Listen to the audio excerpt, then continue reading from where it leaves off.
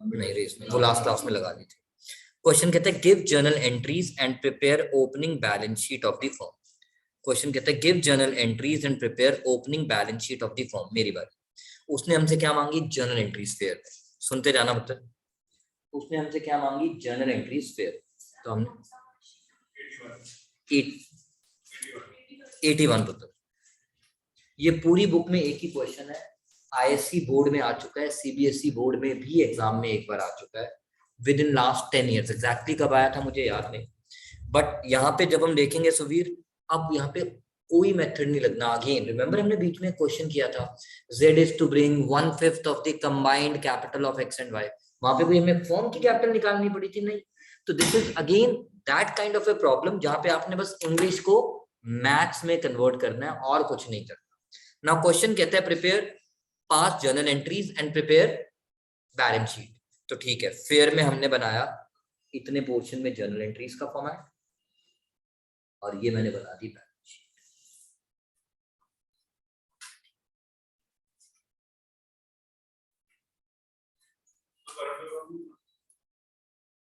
बच्चों देखेंगे अगर मांगेगा तो।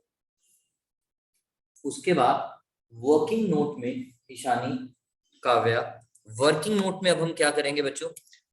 ओल्ड बैलेंस शीट में दे रखा है bank account, old balance sheet में दे रखा है पुत्र बैंक अकाउंट, तो हम क्या बना देंगे? Bank account number 1। ये मेरा वर्किंग नोट का part. Number 2 Meenal, new balance sheet बनाने के लिए रीवेल की जरूरत नहीं है, क्योंकि एंट्री से ही निकल आएगा प्रॉफिट और लॉस ऑन रीवेल।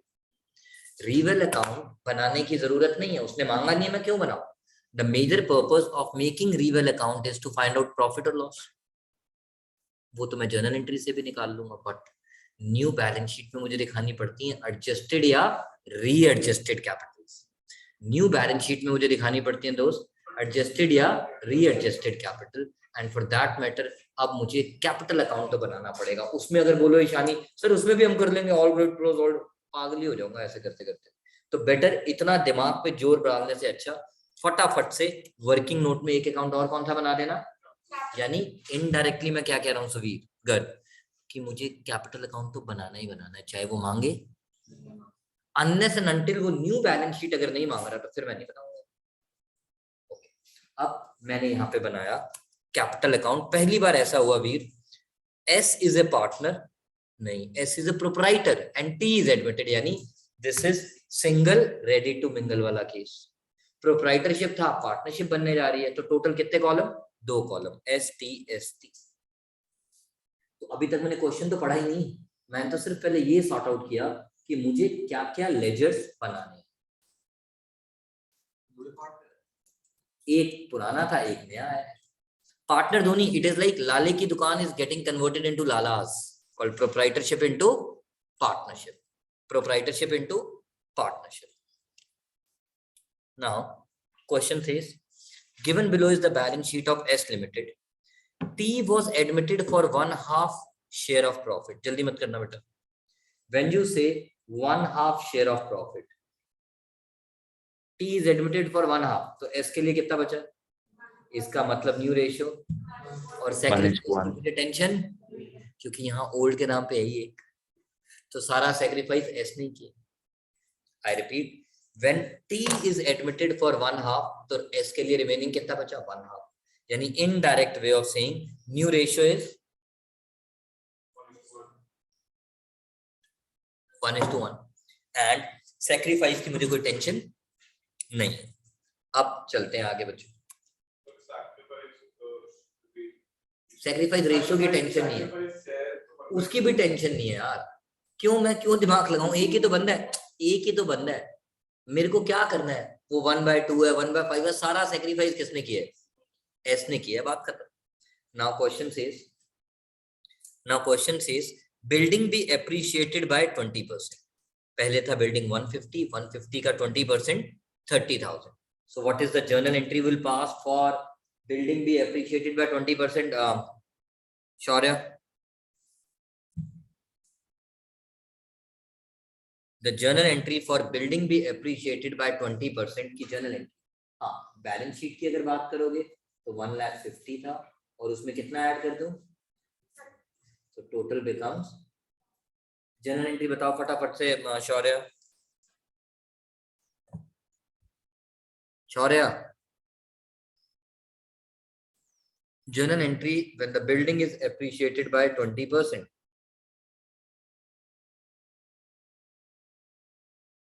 बेटा अब तो चैप्टर खत्म हो गया पुत्र, क्योंकि नेक्स्ट चैप्टर में भी, उसके नेक्स्ट चैप्टर में भी, इन तीनों चैप्टर में मुझे रियल अकाउंट चाहिए ही चाहिए। यस मेरा बेटा। यस सुवीर।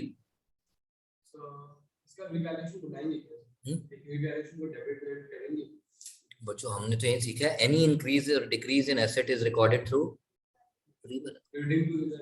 यस, बट एक काम करेंगे यहाँ पे सुवीर, आपने बिल्कुल ठीक बोला, increase in assets are debited, building account debit 30,000, but to reveal अभी नहीं लिखेंगे, ताकि सारा हंसना एक साथ, सारा रोना एक साथ, और उनकी वजह से प्रॉफिट और लॉस ऑन रिवेल एक साथ, और ये तीन एंट्रीज मुझे एक साथ लिखनी होती है, और उसके मैंने अपने दो इफेक्ट पूरे कर दिए। Now furniture and fitting be brought down to 45,000, furniture and fitting be brought down to 45,000। Aayushi entry बताओ। Sir, reval debit to furniture and fixtures. Amount Amount, sir, एक second. 45,000. मुझे पता था तुम यही बोलोगे, इसीलिए तो मैं आप ओ लोगों सर को 2 है, रिड्यूस्ड बाय नहीं है, रिड्यूस्ड टू है, 2 यानी 2 है। 45 तो बच गया, तो मुझे लॉस कितने का हुआ? 5,000. 5,000. So can we write here 5,000. revaluation account debit to furniture and fixture 5,000, और न्यू बैलेंस शीट में काव्या मैं डायरेक्टली फिक्सचर दिखा दूंगा 45, मुझे उसे अलग से माइनस करके दिखाने की जरूरत, क्योंकि डायरेक्ट नहीं। वैल्यू दिया हुआ है। Then comes bill receivable is not to be taken over by the new partnership. Bill receivable is not to be taken over by the new partnership. I repeat, bill receivable is not to be taken over by the new partnership. तो मुझे अर्जुन मलिक इसकी journal entry बताएगा। What entry should I pass when the question says, मैंने indirectly पढ़ाई थी, BR is not to be taken over by the new partnership. Sir एक तो ये बैलेंस शीट में बिल्कुल आएगा ही नहीं। अच्छा मुझे तो पता ही नहीं था। एंट्री बताओ भाई, मेरे को ये मत बताओ यहाँ प्लस होगा या माइनस, लेफ्ट और राइट। सर एंट्री नहीं आएगी सर, मेरे को याद नहीं, पिछले बार करा था ये क्वेश्चन, क्या किया था उसमें। क्वेश्चन नहीं किया था मैंने, अपनी तरफ से एक्स्ट्रा ऐड ऑन किया। यस काव्या, आप कोशिश करो, मुझे पता है आप लास्ट क्लास में नहीं थी, I am just trying to help you out. नहीं, partners capital to bill receive, क्योंकि ओल्ड बैलेंस शीट पे किसका हक होता है? ओल्ड पार्टनर्स का।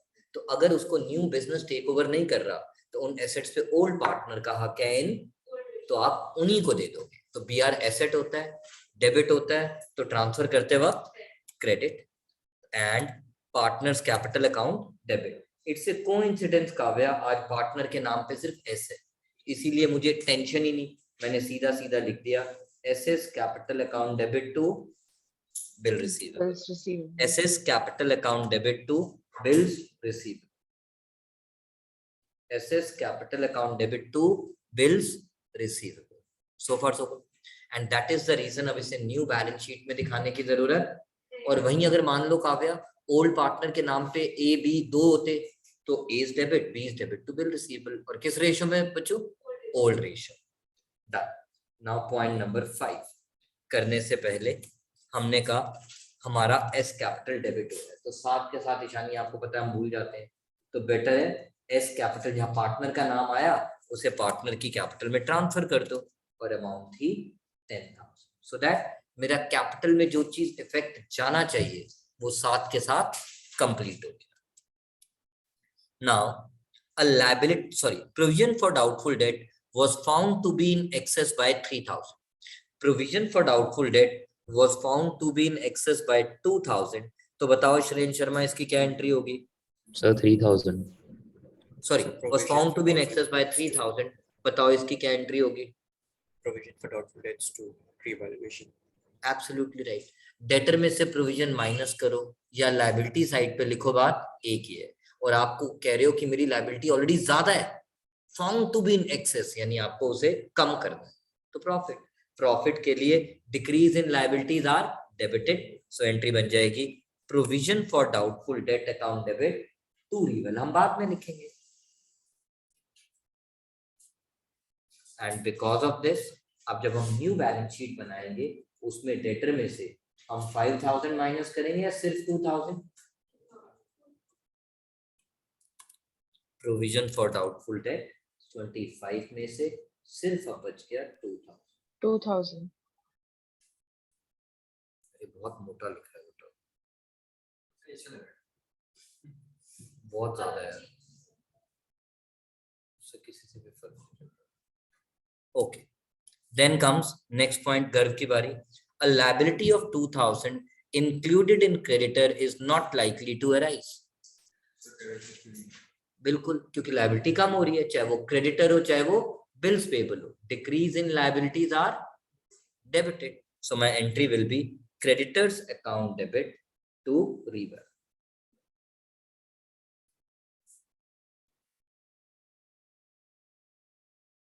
और न्यू बैलेंस शीट में अब creditors will get reduce bye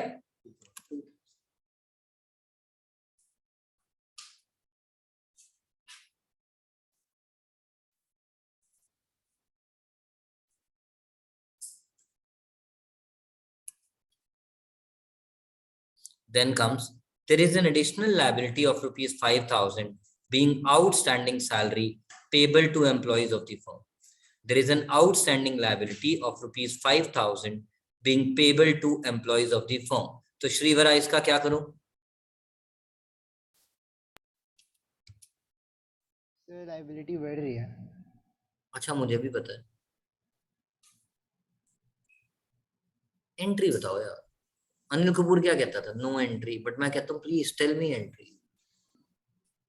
outstanding salary to revaluation. Liability अगर बढ़ रही है तो बेटा मैं हंसूं या रहूं? सर रोएंगे। तो आपने फिर रीवेल को क्रेडिट क्यों करा दिया? Yes sir. क्या हो गया बेटा? मैं कोई रॉकेट साइंस थोड़ी बोल रहा हूँ।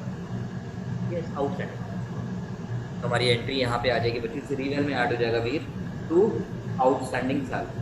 तो प्लीज वीर, हर क्लास में हर एक बच्चे से नहीं पूछ पाता, but when I am asking to somebody else you have a doubt, please मुझे वहीं के वहीं रोक दिया करो, मैं साथ के साथ एंटरटेन कर दूंगा। और ये अब न्यू बैलेंस शीट में मेरा क्या बन जाएगा? लायबिलिटी, क्योंकि बढ़ गई ना, outstanding salary. Done.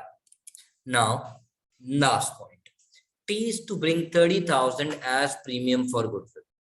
T is to bring 30,000 as premium for goodwill and further cash to make it, तो इंग्लिश झाड़ रहा है, बाद में देखेंगे। इसके लिए चांद छुपा बादल। यस, मैं आ गया पॉइंट पे और मैंने पूछा ये पॉइंट अब स्पर्श तो बता देगा। मैंने ये पॉइंट पूछा अनिरुद्ध सुरेश से। Anirudh Suresh,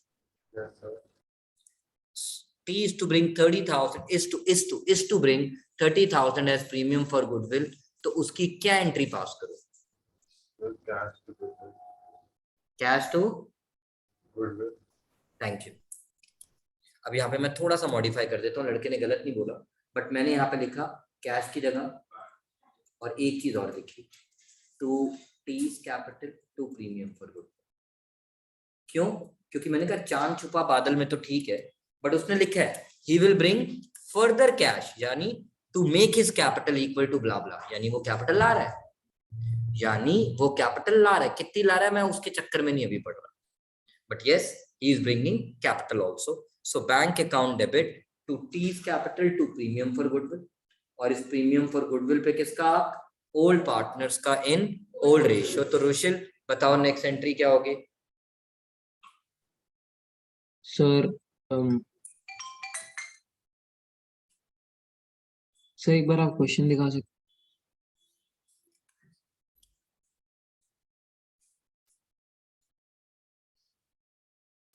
sir cash account to old partners.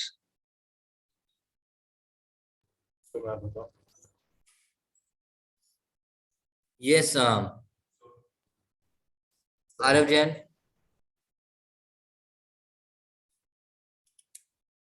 Yes sir sir entry होगी हमारी premium for goodwill account to old partner which simple है, इज पहली एंट्री में अगर प्रीमियम क्रेडिट हुआ है तो उसकी बसंती उसके साथ ही आएगी। कॉल मेड फॉर सर मुझे एक डाउट था और क्या बोलूं, और इससे ज्यादा क्या बताऊं यार।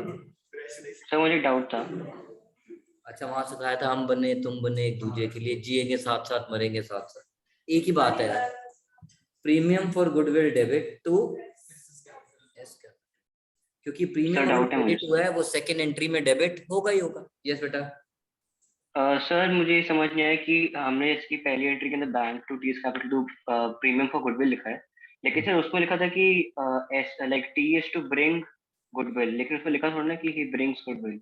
बेटा पिछली 4-5 क्लासेस से यही सिखा रहा हूँ पुत्र, कि अगर लिखा होता है he is to bring goodwill मतलब ही ब्रिंग्स गुड, और जब क्वेश्चन में सिर्फ ये लिखा होता है गुडविल ऑफ द फॉर्म इतना और बताया नहीं होता है वो लाया या नहीं लाया, तब हम एज्यूम करते हैं he does not bring goodwill. It is like आपको होमवर्क करके लाना है, तो मैं ये एज्यूम करता हूँ आप चोर नहीं हो, आप करके लाओगे। वो बात अलग है, आधे लोग चोरी होते हैं अगर चेक ना करो तो। ठीक है, क्लियर आ रहा है? So premium for goodwill debit, तो एसएस कैपिटल अकाउंट क्रेडिट।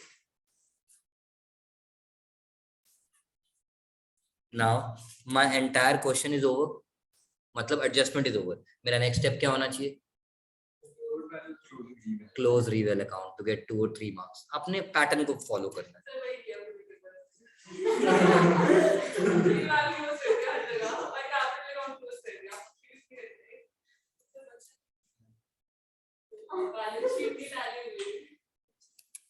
हमारा इस केस में प्रॉफिट ऑन रिवेल आ गया 25। कैसे प्रॉफिट? क्योंकि क्रेडिट ज्यादा है और डेबिट, तो अब उसको मैच करने के लिए मुझे रिवेल को भी क्या करना पड़ेगा?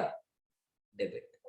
तभी तो total of debit is equal to total of credit आएगा। और वैसे भी क्रेडिट बढ़ा है यानी इनकम बढ़ा है, तो difference is income called profit on reval. अगर नरेशन लिखना पड़े, रिवेल अकाउंट डेबिट तो ओल्ड के नाम पे तो सिर्फ एस है, रिवेल अकाउंट डेबिट तो S S capital account credit. आई दिव्या कहां चली गई है? दिया sir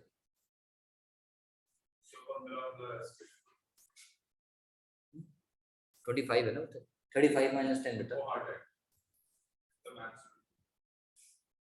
Then once my this adjustment is over, अब मैं कहाँ जाऊंगा? अब जाऊंगा मैं सुवीर ओल्ड बैलेंस शीट पे। क्रेडिटर हो चुका है। Capital for a business is liability always have, opening balance comes on credit side.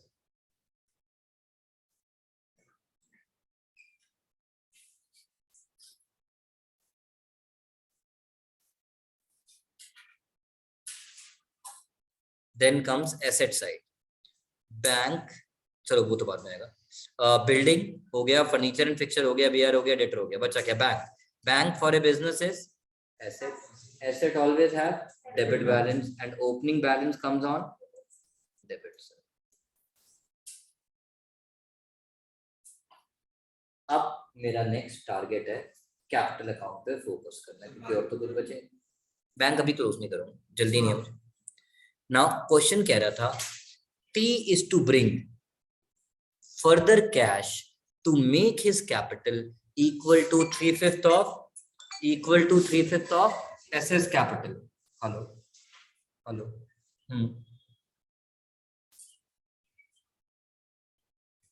एक सेकंड होल्ड करो। मेरा पहला सवाल जो बच्चे यहाँ पे गलती करते हैं, जैसे पहले भी उस क्वेश्चन में बताया था मीनल, एस की कौन सी कैपिटल, गोल्ड वाली या एडजस्टेड वाली? क्योंकि आप पार्टनर किस में बनने जा रहे हैं? न्यू बैलेंस शीट में, और न्यू बैलेंस शीट में कौन सी कैपिटल जाती है? एडजस्टेड। बाय डिफॉल्ट अब आपको 3/5 of 2 लाख नहीं करना है, सबसे पहले एस का कैपिटल अकाउंट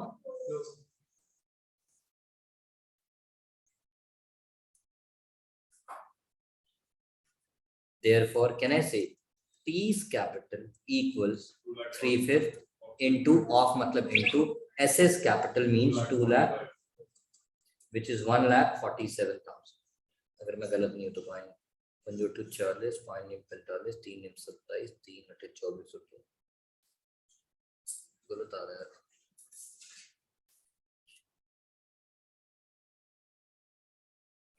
सर शायद यही है आंसर। 147। ठीक, यही होना चाहिए। अब देखो यहाँ कुछ बच्चे क्या करते हैं, यहाँ लिख देते हैं और खत्म। बेटा एक बात बताओ, बैंक टू टीज कैपिटल कौन लिखेगा पहले? क्योंकि आपने एंट्री में इसीलिए तो लिख के छोड़ा था, शुरू में लिख दिया था कि वो कैपिटल ला रहा है। अब यहाँ पे अमाउंट लिखूंगा 1,47,000, बैंक में इसीलिए आ गया 1,77,000। जब मैं बैलेंस शीट क्लोज करूंगा, एस की कैपिटल कितनी थी? 2,45,000। टी की कैपिटल कितनी थी? 1,47,000। तो टोटल कितना हो गया? 3,92, 3,98, 4,71। इज इट 4,70 आ रहा है? 4,70। और बैंक अकाउंट क्लोज करूंगा और बैंक का बैलेंस यहाँ पे लिख दूंगा। बैंक 1,92,000।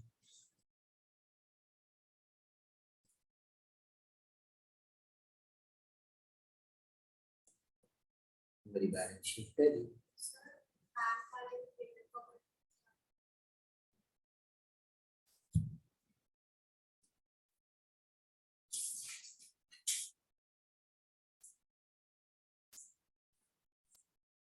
बैंक अकाउंट डेबिट तो टीज कैपिटल अकाउंट, ये भी तो लिखना है ना बच्चों, नहीं तो मेरी नंबर कट जाएंगे। बैलेंस शीट तो टैली हो जाएगी, बट वहां पे पोस्टिंग तो दिखानी है ना ईशानी साहब के साथ।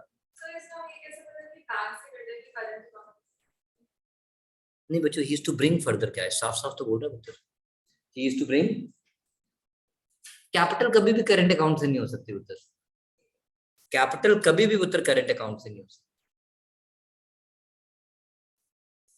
अब मेरी बैलेंस शीट है, पहले आप इसमें से लिख लो, किसी को कुछ लिखना है तो यूज नाउ।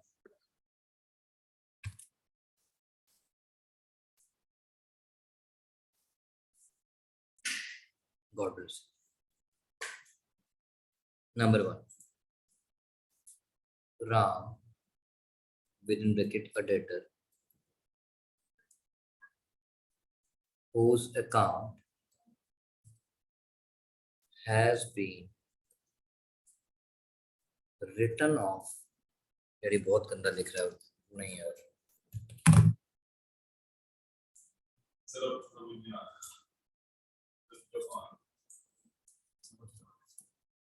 अब आएगा, whose account has been written off as bad debt amounting to rupees 10,000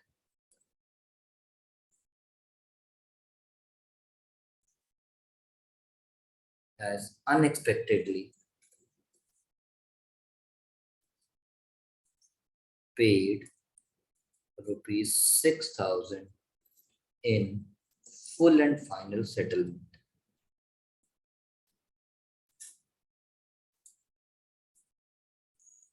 Number 2,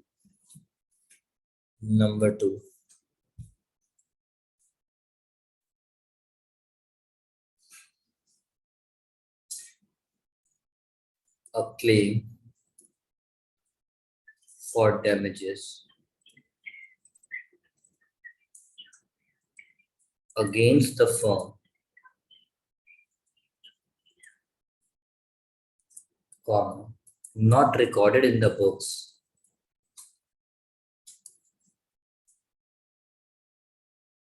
bracket में लिख देना rupees 10,000। A claim for damages rupees 10,000 against the firm not recorded in the books। So 10,000 as unexpectedly has been होना चाहिए तो has been unexpectedly वो बोला लगता है, has unexpectedly paid rupees 10,000 in full and final settlement। A claim for damages rupees 10,000 against the firm not recorded in the books has been settled at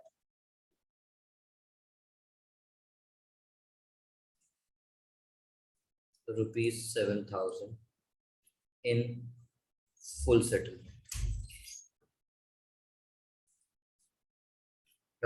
ये pen जो है ना चल नहीं रहा, वो व्हाइट कलर की पतली सी एक डब्बी होगी, उसको प्यार से लेके आइयो, गिर ना जाए, उसके अंदर इसके पेन निब्स है बच्चों, और उसके अंदर एक वो भी होगा अंगूठी टाइप की चीज, वो उसका होगा पकड़ खींचने के लिए। Time allotted 3 minutes. You guys have to tell me the journal entry for these 2 points. Time allotted 3 minutes. You guys have to tell me the journal entry for these 2 points. इसकी वो बुरा नहीं माना। ओके, मेरी बारी। सबसे पहले बच्चों 11th स्टैंडर्ड मैंने कहा था मिक्स करना है। देखो हमने उससे कितने पैसे लेने थे? 10,000. 10,000. उसके वो रावण हमें फर्क नहीं पड़ता। 10,000 लेने थे और हमने आज कितने मिले? 6,000. क्या मिले कितने? Bank to bad debts recovered. आपकी पूरी ठीक है बच्चों, एंट्री में मना नहीं कर रहा। 6,000 4,000 से मुझे क्या लेना देना? जब मेरे पैसे डूब गए थे, सुबह 11th स्टैंडर्ड याद करो, हमने तब लॉस बुक कर दिया होगा। हमने तब बच्चों प्लीज याद करो, वो कहता है already written off as bad debt का मतलब क्या है? हम ऑलरेडी 10,000 रुपए का लॉस बुक कर चुके हैं। रात गई बात गई। आज कितने पैसे रिकवर हो रहे हैं? मुझे तो कितने मिल रहे हैं, तो मैं तो कितने रिकॉर्ड करूंगा? अब यहाँ 4,000 का कोई डिस्काउंट थोड़ी दिया है मेरे को। तो पहले 10,000 का लॉस जब हुआ था उसमें वो 4,000 ऑलरेडी काउंटेड है। उस 10 में से मुझे कितना रिकवर हुआ? That is my income. तभी करके आप ये एंट्री करते थे, बैड डेबिट और bad debt recovered is income and incomes are credited. और अब इस इनकम को कहां ट्रांसफर करेंगे? बट पेपर में पता क्या करना है शानी, वो लड़की गलत नहीं है, बट अब जो बोर्ड एग्जाम मतलब हम 12th में करते हैं, we just pass a single entry which is bank to, और इसको मैं इस भाषा में बोल दूं ईशानी, ध्यान देना, अगले किसी चैप्टर में काम आएगा।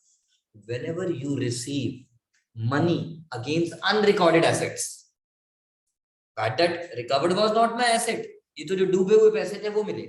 whenever you end up recovering the money against unrecorded asset, money is coming in balle balle, and here we record it through reval account, here we record it through reval account. Next point मुझे सुबीर बताएगा। समझ नहीं आया, कोई बात नहीं। स्पर्श, यश आपकी आवाज बहुत कम आती है, पता नहीं आप घर पे बैठ के क्या ही कर रहे हो आजकल। मैं ये कह रहा था कि इसमें हम 2 एंट्री ईशानी आप ट्राई करो या फिर एक बार।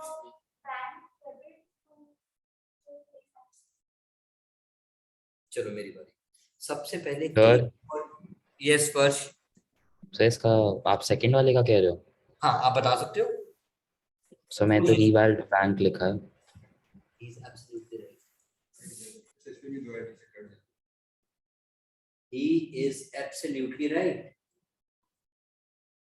Guys, बड़ी सिंपल सी बात है। कहते हैं claim for damages against the firm. किसी ने फर्म पे केस दावा ठोक रखा है कि हमारे इंसान की मृत्यु आपके फैक्ट्री में हुई थी 2 पैसे। This is like that. Against the firm means कुछ XYZ reason थे because of which they are asking for a money. हम कह रहे नहीं हमारा fault नहीं। Has been settled at, यानी we ended up paying, तो what is going from the money? उसने 10 का क्लेम किया, हमारी बुक्स में क्या ये लायबिलिटी थी? Not recorded in the books. मेरी बुक्स में तो रिकॉर्डेड ही नहीं था। So can I say here I am making a payment against unrecorded liability? It has to be a loss only. जैसे जब भी unrecorded asset realize होगा, that has to be a profit. Similarly, अगर unrecorded liability की payment करूंगा, that has to be a loss. Expense. तो reval तो debit होगा ही होगा। अब आपकी जेब से क्या गया? पैसा। डिफरेंस मेरा कोई प्रॉफिट थोड़ी है। मैंने तो 10 की कोई लायबिलिटी बुक नहीं कर रखी। हाँ मेरी बुक्स में अगर 10 की लायबिलिटी बुक हुई होती तो तब 10,000 में से 7 दिए 3,000 का प्रॉफिट आता, तब 7,000 का लॉस थोड़ी आता। आज तो पूरा मिनल 7,000 का लॉस है। ये रीजन था। अगर ये एंट्रीज आती हैं कई बार बीच में पेपर में, टीचर डाल देती है, फिर हम बैंक बैलेंस जब निकालते हैं हम इन एंट्रीज को तो भूल जाते हैं, जिसकी वजह से मेरा बोर्ड में बच्चों का क्वेश्चन गलत हो जाता है। बैंक बैलेंस क्लोजिंग बैलेंस गलत तो बैलेंस शीट का टोटल भी गलत, तो बेयर मिनिमम 2 नंबर तो चलेंगे। डन? लॉक कर दो। Yes sir.